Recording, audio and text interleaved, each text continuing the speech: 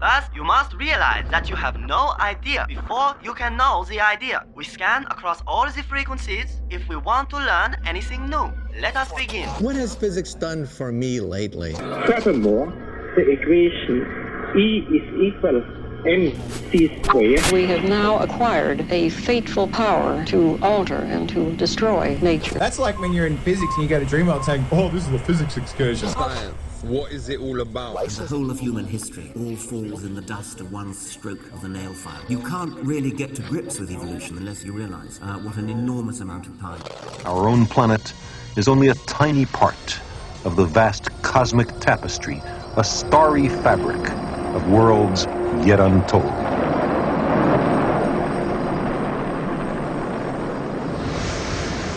You're tuned into what can only be described as the best radio station on this blue dot we call Earth. It is, of course, 4ZZZ, your community broadcaster. Be it on your conventional wireless radio by tuning into the classic frequency of 102.1 FM, digital devices such as DAB, or smart speaker, listening via the Community Radio Plus app, or streaming us live from our sensational website at 4ZZZ.org.au. And of course, you can always listen back to this show or any 4ZZZ show using the ingenious on-demand feature also found at that URL. We also now have a weekly podcast of the show for your listening pleasure, curated by Toby, a condensed version of the show without the music, which my mum prefers. Just search for our show name, which is, of course, No Idea spelt with a K, your weekly dose of science. And joining me for this episode to speak about all things science are two of my favourite science influencers. May I please introduce Peta? You may. Hello, Max. And the wonderful Gabrielle. Morning, Max. Robert Burns Woodward. Does that name ring any bells for either of you? Was he in a band? It does.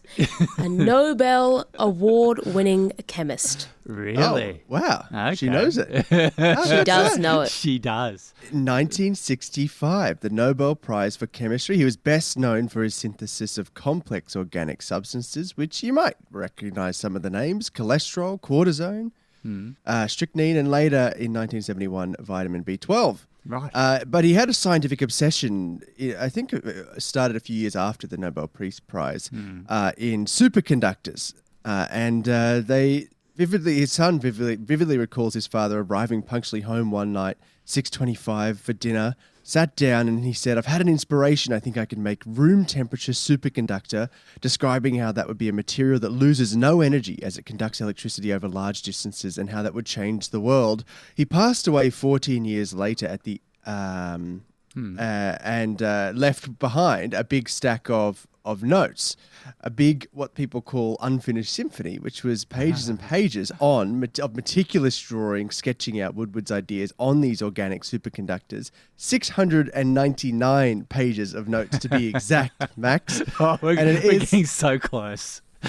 Of course, our 699th show this morning on Of No Idea. If you want to skip to the end of that story, there was a big intensive study published in 2011 of some of the notes. It hasn't led to anything commercial yet. There's been a lot of people have a look at the notes, and there's nothing patentable, so that sort of means that it doesn't really go much further. But some of it is online if you want to have a look at these yellowed pages that have been digitized of this. They're apparently quite amazing to look at because he just used to write down whatever was on his mind at the time. And so it took multiple people with PhDs a long time trying to piece it together to figure out what he was actually thinking.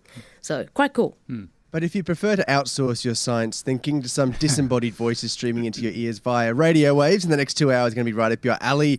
I've got some stuff on giant insects and why they may have gone extinct. What do you got, Peter?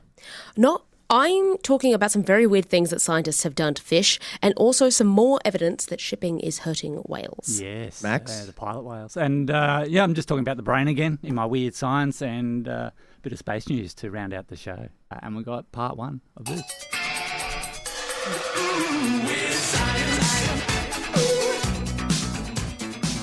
Here's up, Peta. A couple weeks ago, I told you about fish on cocaine. Yeah. Or, specifically, some salmon that scientists put cocaine in through implants, if you remember. Little implants that dose them with cocaine all the time. Was that Sweden? Or That was in Sweden, I believe. It was in Sweden.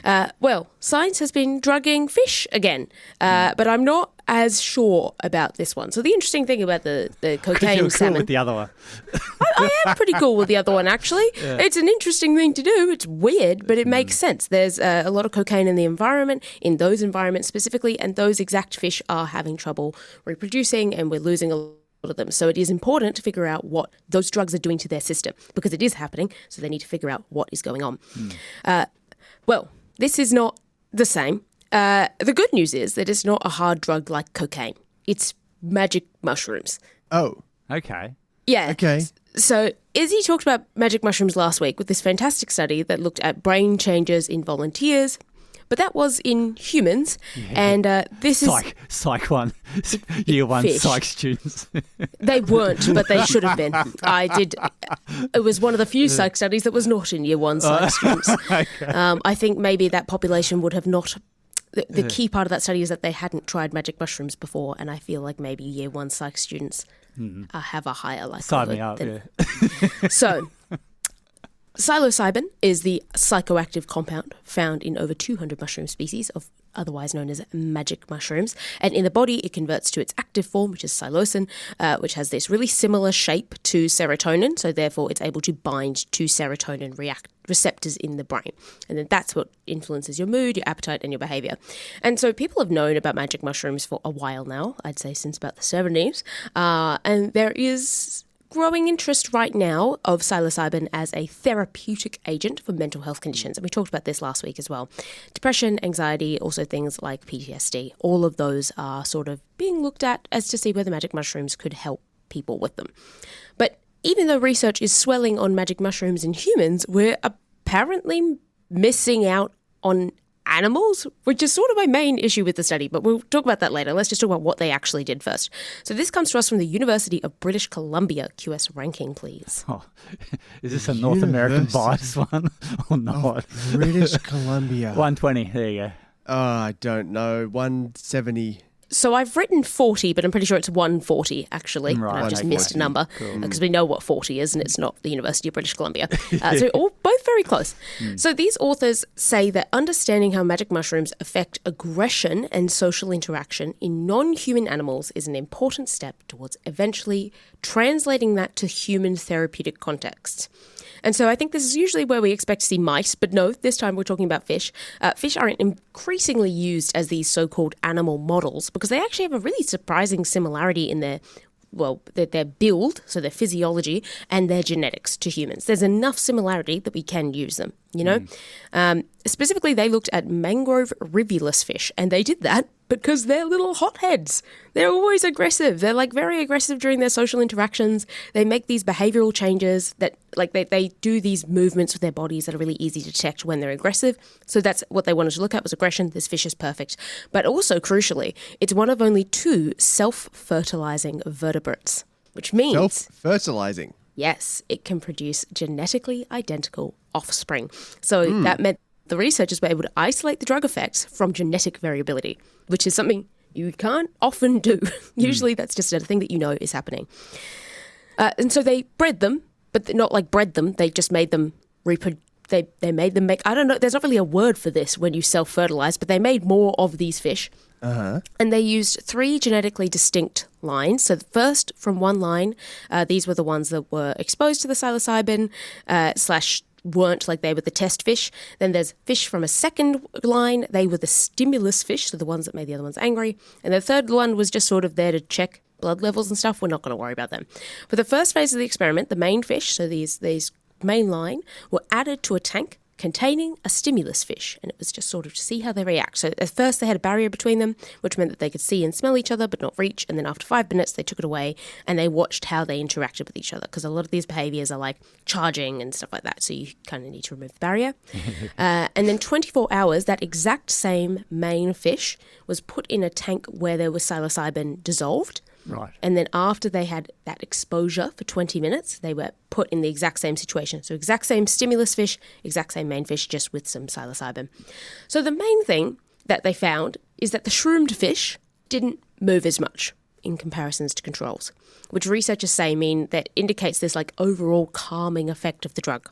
And they saw that they had significantly fewer swimming bursts, which are these things where they sort of like swim really fast at the other fish, which is that escalated aggression. And that was not seen in the control group. They were still aggressive.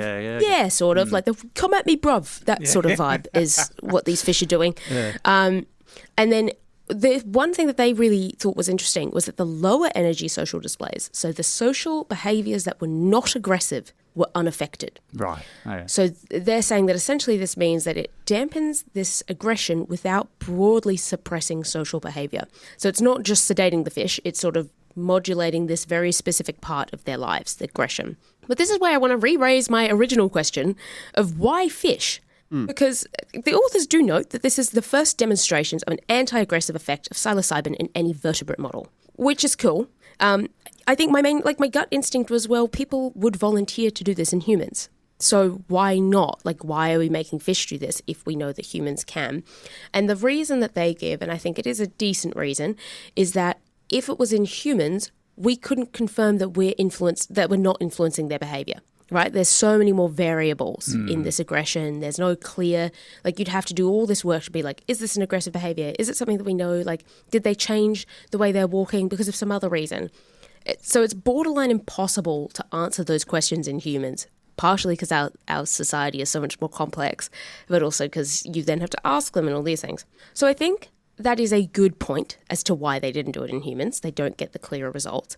But I guess my question then is, are the results comparable enough that they're still useful? The researchers even talk about this. They say that, well, the results from fish cannot be directly extrapolated to humans. And I'm like, well, yeah, because we're not fish and we don't have fish social structures. So then the question is, what's the point of doing it? Like, if we're going to have to end up in clinical trials anyway, and people would likely sign up for them anyway, and there's little risk to doing it in humans, I kind of wonder what the point of this was.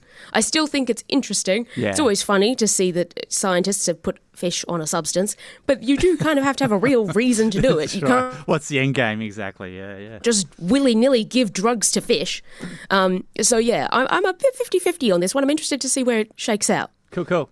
The last week, Peter, you asked us a question and went something like this. Here's my question to you two. Would you rather, I think about this a lot, would you rather be a seal or a dolphin? A dolphin. Yeah, I think dolphin. See, if I listen to my heart, it says dolphin, but then I'm like, well, seals have one big advantage here, which is that they can go on land and just like laze around in the sun and for a bit. Whiskers. Which sounds like, what is better than lounging around on the beach? There's not much in life that's better than that. So you're still going with the... Stand by that. Okay. But if you ask David Bowie, he'd answer it with this. I wish I could swim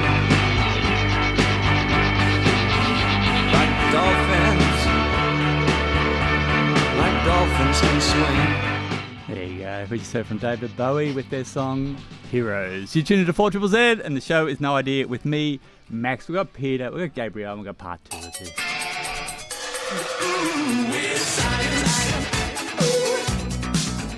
Let's do it, Gabe. We talk a fair bit on this show, jokingly, about the world of insect ethics in science, or the lack of a world of insect ethics in science. We've talked about some pretty crazy studies. It includes one out of UQ, where they put little electrical stimulus backpacks on beetles and zapped them on in different areas and made them move around like robots. Yeah. And so the question of do insects feel pain has thankfully been received a bit of attention in the last few years. There was a couple of studies that have been done, and the latest one has been done on crickets. They took, it's even kind of weird reading the methods of the one that's trying to understand whether or not it's ethical to do this sort of stuff. They took 80 adult crickets, 40 males, 40 females, and randomly distributed them between a higher stress and a lower stress experiment. The lower stress experiment was definitely the one to be in. They were gently immobilized using a sponge and contacted an antenna chose at random with just a little a little touch. tip of something. Yeah, just cool. touch Yeah. the antenna. To stimulate it. Yeah, gotcha. Exactly, right? For 5 seconds. And then they recorded for 2 minutes what sort of activity they were doing to that antenna to see if they were touching it more often with the, favouring with that the one. higher stress Yeah, gotcha. thing. Right. Yeah. So the lower stress was just they touched a random antenna and then they see what happens, see at a baseline. The higher stress, the thing they touched the antenna with was a 65-degree soldering iron and burnt it. Fuck, really? Yeah. Okay. So that's terrible. 65-degree soldering iron for 5 seconds, touched the antenna of the cricket, and then recorded for 2 minutes what sort of reaction they had to it. And would you believe, Max, that the crickets that were in the higher stress experiment and got their antennas burnt had a significantly greater proportion of antennal grooming, were significantly more likely to groom the antenna that received the stimulus, were grooming for significantly longer, and the duration varied meaningfully over time in treatment-specific manner, which means in a very simplified way, it means that yes, they can feel this pain in what they call flexible site-directed self-protection. That's the technical word. It's not, insects feel pain as the headline.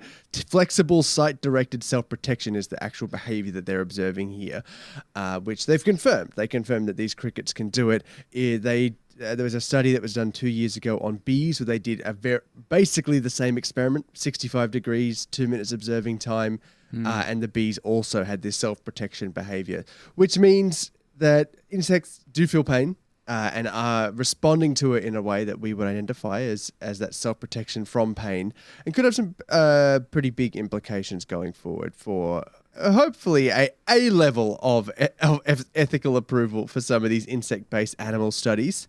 And also, but they also mentioned in this, they did crickets because of all the farming that's going on in crickets for pet food and for all sorts of other purposes, saying that, this idea that you can sort of not have to think about the ethics of insect farming and insect science is probably not true, and we will need to do some more work into figuring out what that line is, which I'm sure will be a continuous debate and moving there back and forwards. But yeah, another study that's shown that we do need to have a line somewhere for where there's ethical approval for this sort of work on insects. And that's what I've got for you, Max. Fair enough, okay.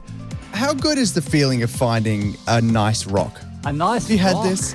When you're walking along, you're on a lake or something, you look down, you find the perfect little rock. Yeah, Do you get this? Nice shiny you rock. Collect it, maybe bring it home. I'm not bringing it home, but No, this was my whole experience as a child. Yeah. My favourite hobby, go collect rocks. This is. I knew you'd give me what I needed, Ellie.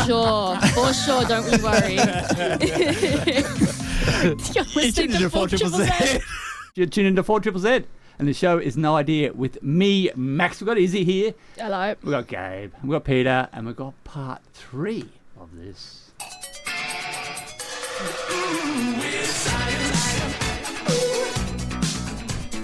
Today I'm presenting a study that involves correlation, so it's not necessarily causation. A new study in the Journal of Nutrition suggests that eating eggs regularly could be linked to a lower risk of developing Alzheimer's disease. Eggs!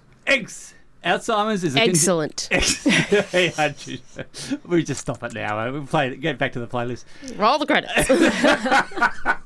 Alzheimer's is a condition with no current cure, so researchers are increasingly focused on prevention, which means looking hard at lifestyle factors such as diet. Researchers from Loma Linda University, which is a private Seventh-day Adventist health sciences university located in California. Oh, nice. Pause. Yes. We just need to take that in. That's a very important point. I know it is.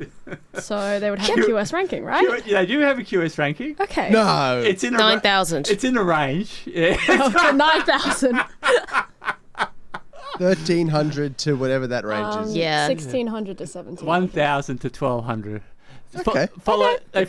Apparently they followed nearly 40,000 adults for an average of 15 years, linked their dietary records to their health data to track who developed Alzheimer's. And of the 40,000, around 3,000 people actually did get Alzheimer's. The findings were striking. Compared to people who rarely or never ate eggs, those eating eggs just a few times a month had a 17% lower risk of Alzheimer's. Those eating 5 or more eggs a week had a 27% lower risk.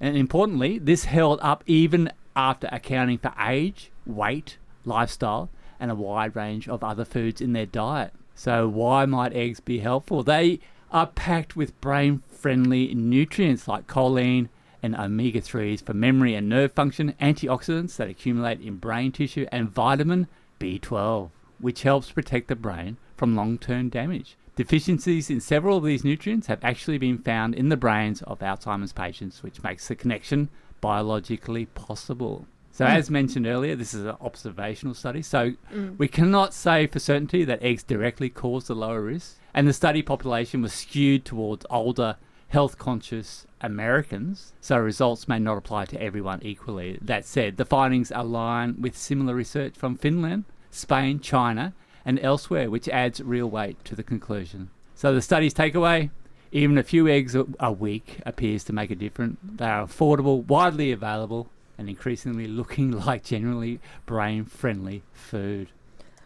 There you Interesting. go. I'm going to send this to my brother because I caught him boiling nearly half a carton of eggs for school lunches. Yeah. Okay, I got a question about eggs. Yes. Yes. Aside from all the puns, do you store your eggs in the fridge or in the cupboard? Fridge. Really? Mm-hmm. I store mine in the cupboard.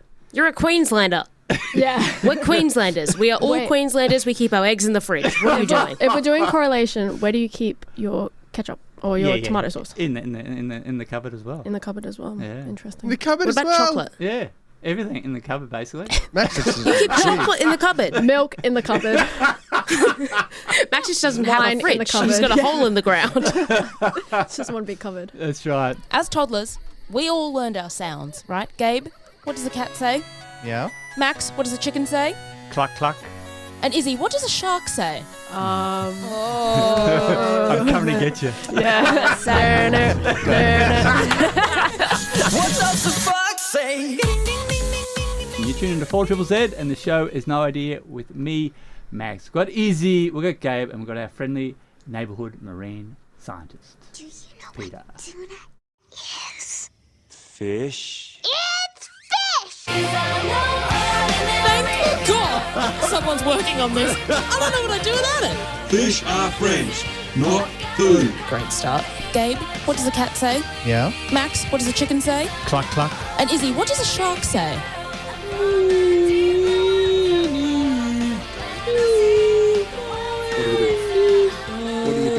Does anyone know what the Lombard effect is? And we have talked about it before on the show. Lombard effect. We have talked about this. Oh, I've forgotten though. What is that? I have no idea. The Lombard effect Yeah. is when so let's say you're in a club, so you're talking to your friend outside, you enter the club, and all of a sudden you have to yell a little bit to your friend right in their ear so that they can hear you. So you've increased your volume to compensate for sounds around you. That is the Lombard effect. It was first described in 1911 in humans, because we do it all the time. But since then, it's been found in a lot of other animals, like frogs, birds, bats, and various marine mammals. Mm-hmm. And this is marine science, so why are we talking about sound? We're talking about sound because, unlike light, sound travels far and fast underwater. It also, just that it goes further, it also doesn't change as much through the water as it does in the air, so it's a fantastic method of communication, and it makes it essential for animals that operate in dark, deep water. Sound is the primary sense for cetaceans.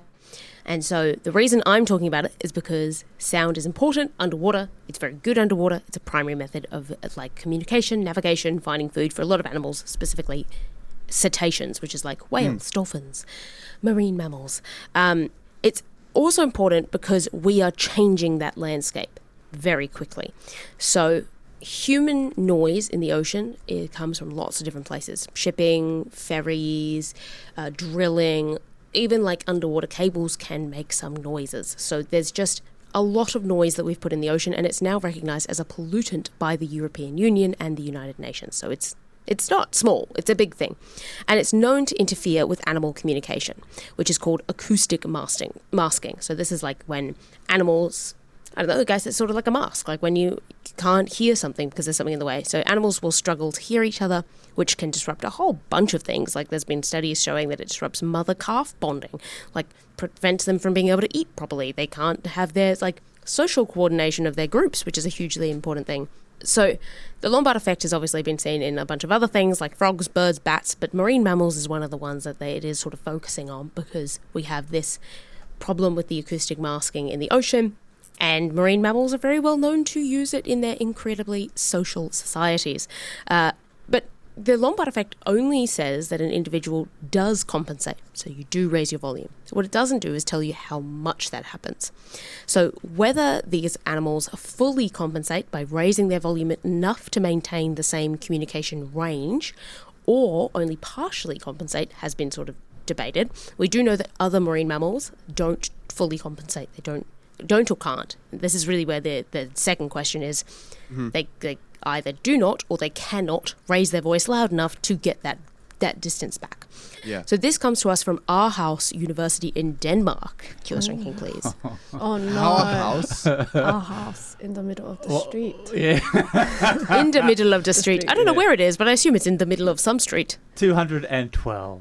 We'll go 112. 720. 131, well done, Issy. Yes. And they were looking at some very specific pilot whales. So these are long-finned pilot whales. They are highly vocal. And Gabe, I'll get you to give everyone a little bit of a sound taste of what a pilot whale sounds like. They're going to really scrub your ear out. They're not the nicest sounding whale I've ever heard. I think they're kind of cute. They are highly vocal. It's quite high, but they live in these tight social groups, and they dive to depths exceeding 1,000 metres to hunt. So you can hear that's them calling. You can hear a couple of whales in the background as well.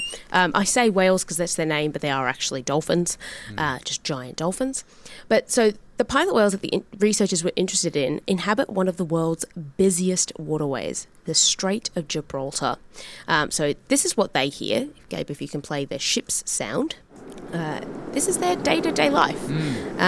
Noise exposure is a constant and significant pressure. Over 60,000 ships go through the Strait of Gibraltar every single year, and it's a very small area. So while generally pilot whales are doing okay, this specific subpopulation is listed as critically endangered. There's only a few hundred individuals left, and they kind of want to know how they cope or fail to cope with that noise, that shipping noise.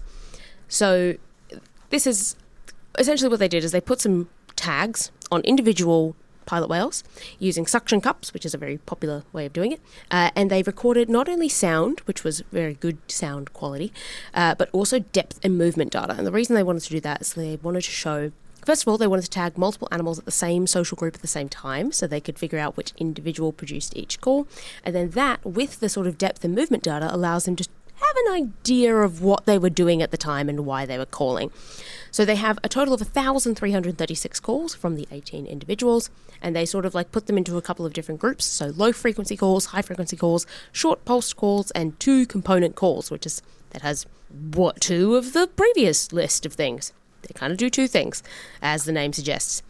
And then they put it through some pretty advanced modeling and figure it out. And then they also match that to the background noise level measured just before it was produced. So just before they start speaking, how loud was it? And that sort of allows the team to look at whether whales called louder when it was noisier, by how much, how it relates to different sort of types of things. So they were also able to figure out just how loud the background noise of the shipping was, which hasn't really been looked at that closely before. And it ranges from 79 to 144 decibels, which is like standing very close to a vacuum cleaner, which I have to wear headphones when I vacuum because it drives me crazy. I can't imagine living in that 24/7 and not being able to block it out in some way. So here's what they found. They do have a Lombard response. They do increase their call volume in response to noise, but it is only partially. So they only raise their output by about 0.5 decibels for every 1 decibel increase in background noise. Obviously, a full compensation would require a 1-for-1 increase. And this is pretty consistent in what they found in other marine mammals, like bottlenose dolphins, humpback whales, minke whales, and just other animals around the globe. So the other thing they found, though, is that it varied depending on the call type. So high-frequency calls had the most compensation. They were about 0.87 decibels per decibel. So they were already quite they're already quite quiet, so they figured they've got quite a lot of room to get louder there. Then short pulsed calls had some moderate. Low frequency calls, which is the most common, showed moderate compensation, and 2-component calls showed little to no compensation, so 0.11 decibels per decibel. And the interesting thing with that is that they are already the loudest calls that the whales produce, which suggests that that might be their limit. They maybe can't get any louder. This is where that question of don't or can't comes in. We've actually seen this before in seals, actually. So the time when I spoke to you last about the Lombard effect was a couple of years ago with research that showed bearded seals, in name, not looks, they do not really have a beard, they compensated with their calls, but that many, and specifically mating calls, were not that compensated. And they figured that's probably because they're their loudest call anyway. They would already be using their full range to try and get as far as possible to get a mating call. So they've sort of already got that biological limit and can't get louder. They did find that the strength of the response was similar, regardless of whether the whales were at the surface, descending, ascending. So that's good to know. Kind of shows that there is some, that noise pressure isn't really changing over depth.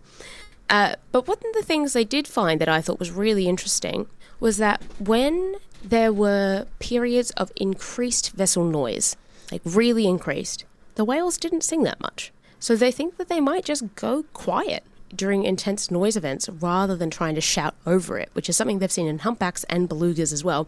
And it seems realistic. Like if you think about yourself in a club, there is a point where you just go, I can't do this anymore. I can't keep yelling. I just need to go outside, and you find a quiet corner, or you leave, or you just decide that whatever you wanted to say wasn't important enough.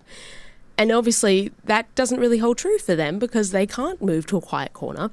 They can't leave, and their communication is in itself important. So this kind of gives us this idea that it's happening everywhere. And yes, whales are trying to shout over us, and they're not getting there, which is quite depressing. So it's just yet another thing humans are in doing the bucket to the telling us planet. we really need to consider. Well, we knew about audio. Like I said, it's already classified as a pollutant. I think the difference is that we're going to have to start really acting on it. Yeah, true. Okay, you tuned into 4ZZZ, and the show is No Idea, your weekly dose of science interlaced with a bit of motorsport. With me, Max. We've got Issy. We've got Gabe. Let's do this. Single press overtake, stay in scenario 7. If you push me off the track, I think you have to leave a space. All the time you have to leave a space. Go on. Get it, kiddo. Get it. Woo! Yeah, you don't need to tell me that. Max, we're in this together, mate. Head down. Come on. Yeah! Great job, guys. That was hard work. Oh, that was hard work. F1, if reports are true, there's going to be some changes to the power regs next year, the power unit regs. Oh, yeah. Mm-hmm. They want to introduce more horsepower for the internal combustion engine. They want to up it by 50 kilowatts. And with the battery or the electrical system, they want to reduce that by 50 kilowatts to stop all that super clipping stuff during quali. So it's more of a, instead of a 50-50 hybrid split, it's going to be more of a 60-40 split favouring the engine over the electricals. And it's hoped the tweaks will ensure safer, more consistent performance across different tracks. Unfortunately, we'll have to wait until next year because this is a hardware change, because they have to put in a new fuel flow. They're going to increase the fuel flow. Increased fuel flow means they're going to use more fuel per race, which means they have to have bigger fuel tanks as well. So it's not just a software change. MotoGP happened on the weekend. It was in France. And it looks like motorcycle manufacturer Aprilia are back to their winning ways. Spaniard George Martin won on an Aprilia. Yeah. And his Italian teammate Marco Bezzecchi got second. And a Japanese rider, Agura, third, also riding an Aprilia sponsored by Trackhouse. You got more to add on MotoGP, Izzy? I did manage to, someone shared it on Twitter, the final lap clips of this race, and far out. Yeah. Heart racing. It was really neck and neck.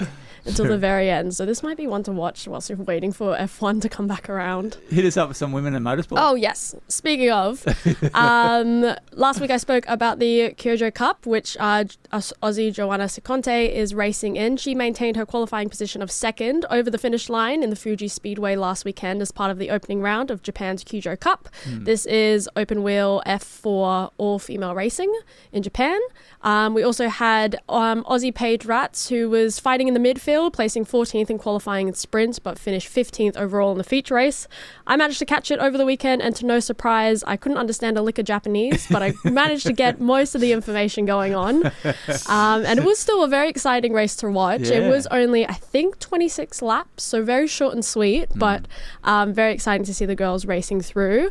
I also wanted to talk about Formula F1 Academy driver Eva Agnostis, who completed in the inaugural round of the Italian GT4 series with BMW with her co-driver Andrea Palozzo. I believe that these guys couldn't get the ideal result that they wanted, though, due to a few kind of crashes that were happening throughout the weekend. Yeah. So they finished, I believe, 15th? Yeah, down the field. Down the field. She was not very happy with that, of course, but it's interesting to see what these former F1 Academy drivers get up to as well. With sedan driving, yeah. Yes. Interesting. And what about Gold Coast teenager Summer? Oh yeah, Summer Ritole. Yeah. Became the first female to claim an outright victory in the GT4 Australia race, driving a McLaren with her co-driver Jared Hughes as well. And that one's, I believe, a touring series as well. So I might need to start watching GT4. Add that to my list as well. Okay. Now the race of the weekend for me was NASCAR, and former supercar champion Shane Van Gisbergen. You got to remember, NASCAR is the biggest racing series in basically the world, bigger than F1 when it comes to America, anyway.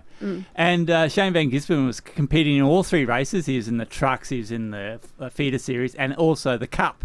And he sort of played it pretty cool in the first two races, but then came Sunday or Monday morning for us, and he was in the Cup car.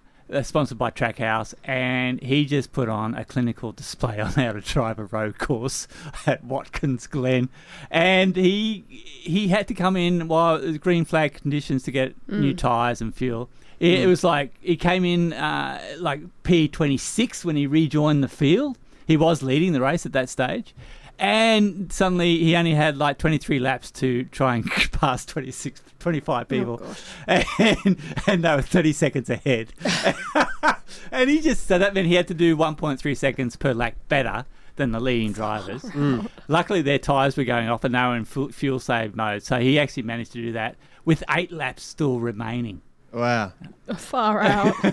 From the 23 laps. So, and then he went on to win the race with almost 8 seconds lead. So he was already doing his celebratory sort of spinning the car around when the second place getter just came through.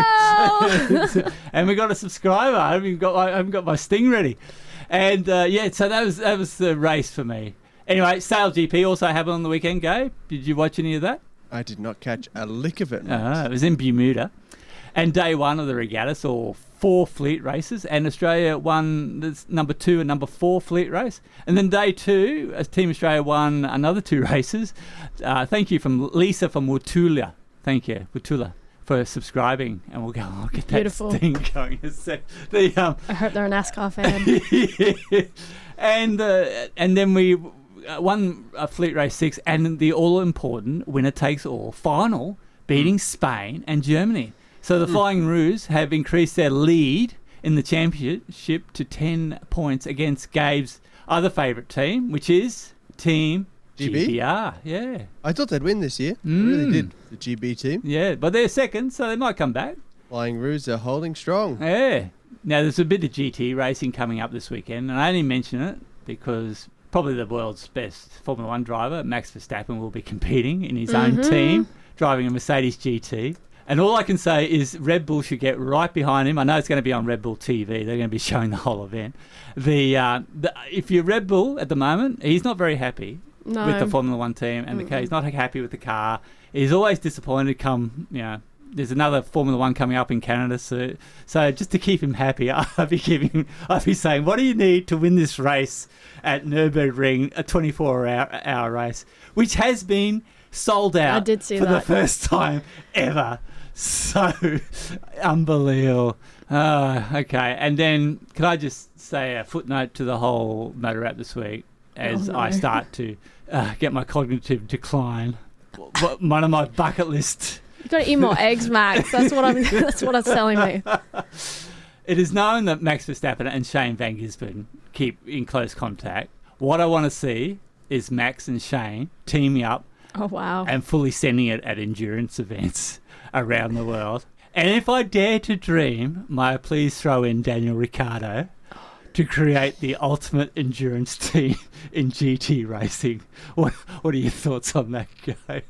Yeah, Max, we'll put it together for you. We'll make it happen with all the pool that we have. Yes, right.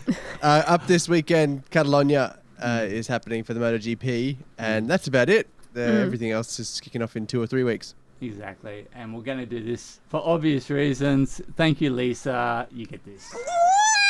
What you got for us, Gabe? I've got for you, Max, some big insects. What is the largest dragonfly you reckon you've ever seen? Oh. 15 centimeters? Yeah, something like that. Maybe like the size of my hands, about, Hand size? Okay. If I'd asked you that question about 300 years ago, oh, God's sake. Much bigger. Yes. You probably would have said 70 centimeters. Right. Because that is how big griffin flies got, which is about 5 times the biggest dragonfly around today. So you probably weren't far off with that 15 centimeter guess. And that is bigger for context than the wingspan of a magpie. Right. An Australian magpie gets to about 60 centimetres. These dragonflies, the griffin flies, got to 70 centimetres, possibly a bit more. And they would have weighed, Issy, for your context, around what the average Australian cane toad weighs. Thank you. A Chobani pouch. A Chobani pouch, exactly right. An Australian 150 grams. They probably hunted other large insects in open wetlands and marshlands and existed for millions of years. But then, about 250 million years ago, they were wiped out alongside a lot of life on Earth. 90% of all species on Earth were wiped out at the time during the Permian extinction event. That event led to the explosion of reptiles like dinosaurs and later birds and mammals. Dragonflies, though, obviously survived at much smaller sizes, so something must have happened that meant that they couldn't get large anymore. Something happened around that extinction event or soon after. Lizards. Which meant that gravity. Something changed. Well, I can confidently say that gravity didn't change. Yeah, that one's been around. But something on Earth changed and led to the extinction of the griffin flies. Meant that large dragonflies couldn't be around anymore. And we see similar trends in a lot of other insects. So the old hypothesis isn't humidity, it's about oxygen levels. During that time, that sort of 300 million years ago, broad period, the oxygen content in Earth's atmosphere was around 30%. Today it's 21%. So a much higher level of oxygen in the atmosphere. And so the idea was, for a long time, that the oxygen levels just simply aren't high enough to sustain larger insects like these griffin flies, these giant dragonflies. And it's backed how up much by do they some need? good. Well, it's backed up by some good. It's more. We're giant. We're surviving on 21. Calm down. This is more a limitation of how they get the oxygen into their muscles, their flight muscles in particular. So we have a pretty incredible system where we're constantly sucking air into our lungs. That oxygen then gets passed into our blood, and the blood circulates to our quite large bodies. Insects have tracheals, which they basically just have little holes all over them. And these little holes lead to even smaller and smaller branching tunnels down through their bodies. And they just rely on diffusion. So they have air coming in from the atmosphere, from the air around them, into these little holes in their body constantly. And the oxygen level is higher in that air than it is in their flight muscles and their other cells that are surrounding it. So the oxygen swaps into their body. But that is a pretty rudimentary way of getting oxygen into your system. It is just making tiny holes all over you that air can get in, and the oxygen sort of diffuses through. That's how insects. So that's how they're passive. Yeah. There is a bit of. It's not quite passive. There is a bit of pumping going around and other things, and the way they move is quite adapted to maximize how much is getting vacuum. Exchanged. Yeah. But it is a very different way of getting oxygen into the body than something like a human would use. And so what we know is that in modern insects, oxygen levels near things like the flight muscles and mitochondria, powerhouses of our cells, is very close to zero. So in modern insects, with the size that they are now, the oxygen levels are very close to zero in a lot of these flight muscles, which seems to tell us that they've hit a limit. Exactly, there's a limit. They've used up all the oxygen they possibly could. Therefore, they've got nothing left over to get bigger with. So this must just be how big they can get with 21% oxygen in the atmosphere.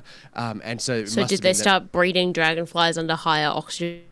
No, what they did was something a little different. They published this in the journal Nature, led out of the University of Pretoria in South Africa, and a bunch of others, including Adelaide Uni. Can I get a Uni of Pretoria? Adelaide is 82. Yeah, it's in the 80s, yeah. Pretoria? 87. No. 74. 150. 362. Damn. So what they did was measure 44 species of flying insects of differing body masses and metabolic rates, and look at the tracheals. They had this beautiful electron microscopy of all these tracheal systems within these insects. And what they were trying to see is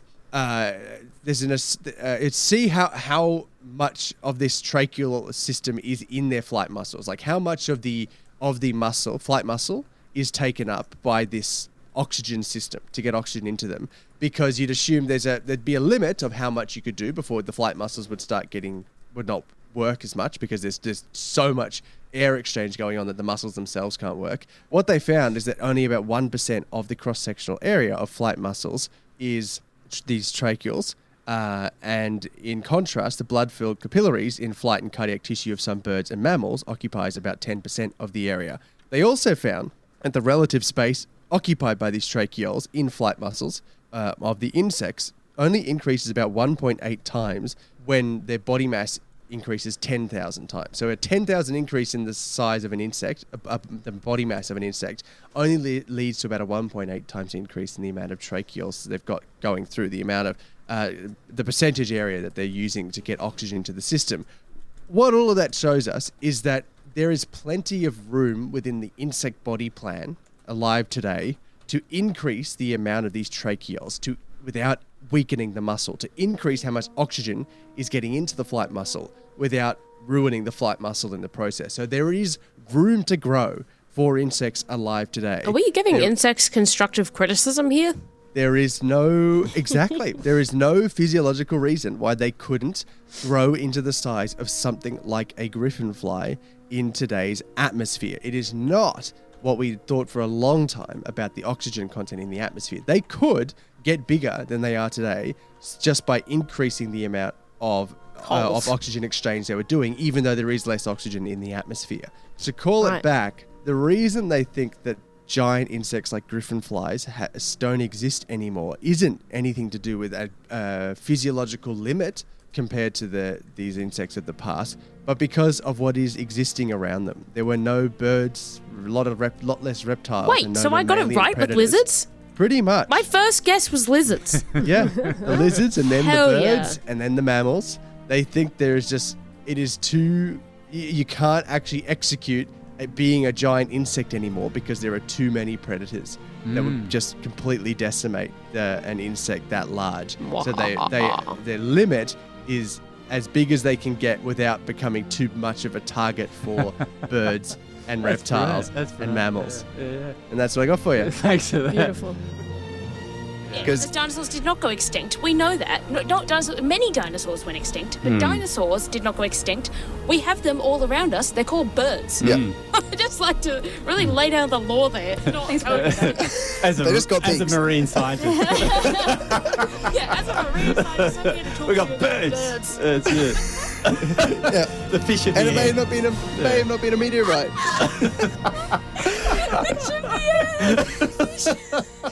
You're tuning into 4ZZZ, and the show is No Idea with me, Max. We got Gabe, we got Peta. What you got for us, Issy? PCOS as a term is no more. Welcome in PMOS. It doesn't exist. We've solved it. No. We found out how to get rid of PCOS. If we did that, we'd do an entire episode dedicated because this is lifelong. Spearheaded by researchers at Monash University. Can I please get a QS ranking? Oh, I don't remember. Damn it. 75. 32. Oh, never mind. Gabe was probably the closest, 36. Oh, good. Yeah. I was going to say 100. I heard them saying two numbers. I was like, no. 36. One of our best. There has been a global effort to change the name of this syndrome, which affects 1 in 8 women worldwide, all in the effort to limit misdiagnosis. The change comes after over 22,000 survey responses to various studies and 14 years of global collaboration with experts and individuals with lived experiences. The old term that people might know, certainly what I knew, was polycystic ovarian syndrome, which is characterized by an overpopulation of androgens by the ovaries, which can result in impacts on weight, metabolism, mental health, and the reproduction system. My goodness. So often characterized as well by like a male hormone. There's been plenty of studies in Australia, particularly spearheaded by Monash, into women who are affected by PCOS. So it's no surprise that they are now kind of turning the tides on this. Using the term polycystic ovarian means, no surprise, medical professionals were examining for cysts in the ovaries, which only makes very specific ones too. Yes. Like, as a personal anecdote, when I got diagnosed with endo back in the day and was under the knife, they said, oh, well, you can't have both PCOS and endometriosis because they're different types of cysts, which I thought was, and I believed that for a long time until someone was like, you absolutely can. Many people do. I was like, oh, interesting. So this narrowing of the lens of what can be PCOS has led to who knows how many misdiagnoses, or as some people on Twitter were explaining, that straight up their doctors were like, you don't have cysts, so therefore you can't have it. So the new name is polyendocrine metabolic ovarian syndrome, aka PMOS. So it's not just changing somatics, but it's creating a clearer description of how it can impact the whole body. So like endocrine meaning your hormone system. Yes, I was going to say obviously how your like metabolism works. Yes, so I threw in as a general note, your endocrine system is the big feedback system in your body that's managed by internal organs to regulate your circulatory system, which often also manages your hormones. And as Peter said, your metabolic, which is also a common symptom that people see, is gaining weight very easily and struggling to lose it. Monash University professor Helena Teed said, what we now know is that there's actually no increase in abnormal cysts in the ovaries, and the diverse features of this condition were often unappreciated. There continues to be no cure to PMOS, but this small change could at least help individuals get a correct diagnosis. I also said off air, I got onto the story because of a tweet I saw at the Sunbutch on Twitter, who has you covered remembering this syndrome, which is piss me off syndrome. So don't do it. Don't do it. Yeah. Like, leave them alone. But I think it was so interesting diving into the history because the original name, polycystic ovarian syndrome, had its roots in, I believe, American male doctors examining 7 women's ovaries and seeing cysts and then diagnosing. Yeah. 7 women's ovaries and diagnosing it because they saw them as cysts when actually it was something completely different.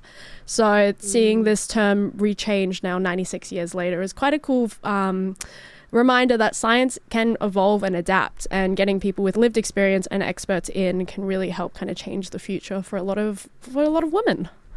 So yeah, that's your good news for this week. In some unseen footage. Did you see those dolphins that greeted them when they landed? Mm-hmm. Well, apparently some were seen leaving Earth and saying so long and thanks for all the fish. Oh my God.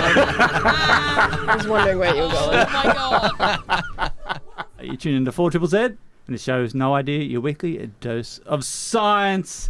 With me, Max, we've got Issy, we've got Gabe, we've got Peta, and we all do the show on a volunteer basis. But we still need some income to keep the lights on, the air conditioning going, keeping the studio functioning so we can...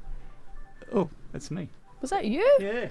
Oh my God. Wow. Go away, Wow. This is Comedio Radio. So tell us about subscribing to the station, Gabriel. Oh, Max, you've thrown me for a loop. We've been doing this for, I don't know, like 7 years. Never once has your phone gone off during a show.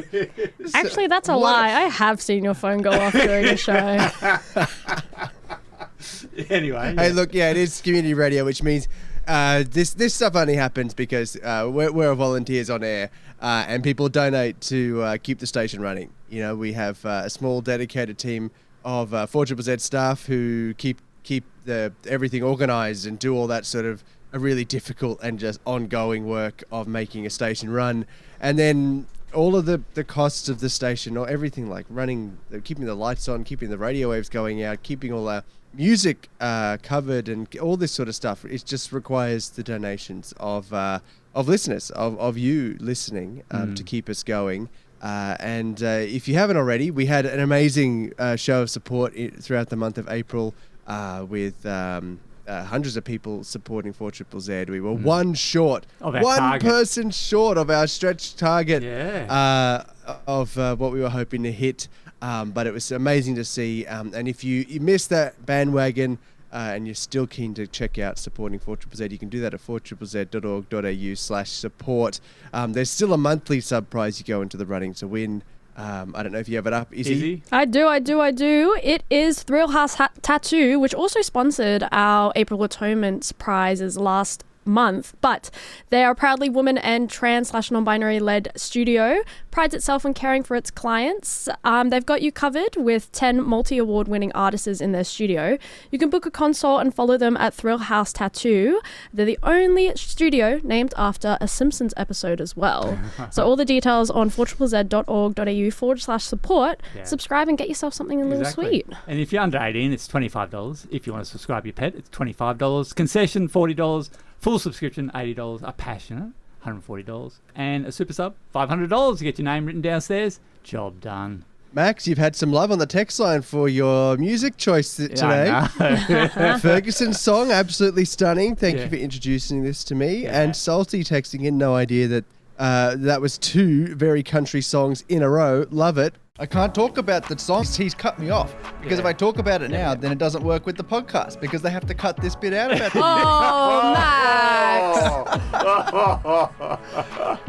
Don't you think I know that? Right of reply. You're making more work for the poor fella. We'll let Toby sort it out. What a legend, Toby. I'm so sorry. Yeah, sure.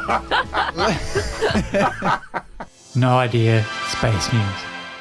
Unidentified anomalous phenomena, aka UFOs. Say that 10 times fast. I know. Unidentified anomalous phenomena. Unidentified anomalous phenomena. Unidentified anomalous phenomena. It's not that bad, actually. You could do it. Yeah. Or UAP. The US Department of War has launched a new website dedicated to UAPs. The website contains an initial batch of 162 files. They include old State Department cables, FBI documents, and transcripts from NASA's crewed flights into space. Other pages stretching back decades feature ambiguous eyewitness accounts of encounters with or alleged sightings of UFOs. For example, one previously confidential 1947 report from Air Defense Command headquarters in New York features an account by the pilot and navigator of a Pan Am commercial jetliner who said they momentarily sighted a mysterious bright orange object in the sky. The object was visible for only seconds, then disappeared quickly behind a cloud and was not seen again, the crew members said. I think they must have just seen the sun. Sun, comet. Oh my gosh. Are you a believer? Who's a believer here? I don't know. I'm a believer. I think there can be. I don't think obviously there can be. Just wish people would take it seriously. Yeah, I don't know how I feel about this. This feels like this is like a nitrogen bomb to a coughing baby. Like, this is a lot of information to take in at once. Yeah. I feel like metaphor. Yeah.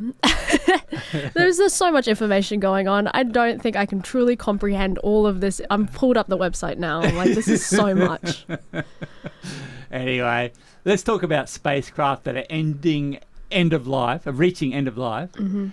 We've got the Voyager twins, who are gone interstellar. They're basically getting end of life because they're running out of nuclear power. It's been nearly 50 years in space for them, so they're switching off different parts so they can still keep the radio going and communicate with it. But another one that's reaching end of life, which I'm really sad about, is the Hubble Space Telescope. Oh, that is depressing. Yeah. Oh, wow. Its mission duration now sits at 36 years. So it was launched in 1990 and was last visited by the shuttle 17 years ago in 2009. Apparently, increased solar activity has accelerated its orbital decay, leading to some estimates of potential uncontrolled re-entry as early as 2029. Well, uncontrolled re-entry, and it's already been replaced. We have falling. Falling, yeah. James Webb Space Telescope is already up there replacing it, but it did just keep getting used. It showed that we still have use for the older stuff. As the more capacity for doing this sort of deep space work that we have, the more we seem to use. So it will still be a loss, even though it has been technically replaced by James Webb to lose Hubble. NASA's crossing their fingers and hoping that it's going to be operational till 2035. At which stage they will send a robot there to perform a controlled re-entry. And so the debris doesn't land on anyone in particular, but just falls into the Pacific Ocean. And it's not worth doing that earlier, given that the model says it might. Yeah, no. Yeah. Okay. Or why not just elevate it and just keep it going for a while? That's what I reckon. But anyway, that's it for the space news this week. Everyone at the station knows which show's the most appreciated. Uncancelable. It's obviously this one. Uncancelable. That's what I love to say about us. Everything we do, everything we say, everything we've ever put online, uncancelable. Yeah. That's got to be one of our better things, hasn't it? Yes. Anyway, you're tuning to 4ZZZ. The show's No Idea, but not for much longer. Sign us out, Gabe. Not for much longer, although we have been renewed for another 6 months of uncancelable so much science. longer. But yeah, that is all we've got time for today. This show is brought to you thanks to all of the subscribers to 4ZZZ. You can join them at 4ZZZ.org.au, which is also where you can listen back to the full recording of this show with all the music, as well as a bunch of our previous shows. The condensed version is available on your podcasting platform of choice. So search up No Idea 4ZZZ. It's No with the K, No Idea 4ZZZ, which is also our handle on socials, No Idea 4ZZZ. Thanks to Toby for editing up the pod. Thanks to you, Max, Issy, and Peta for your stories this week. We'll be back in your ears next week. Between now and then, don't call PMOS PCOS. Give insects a break. Keep the noise down under the sea and get some eggs in ya. I'm a goddamn marvel of modern science.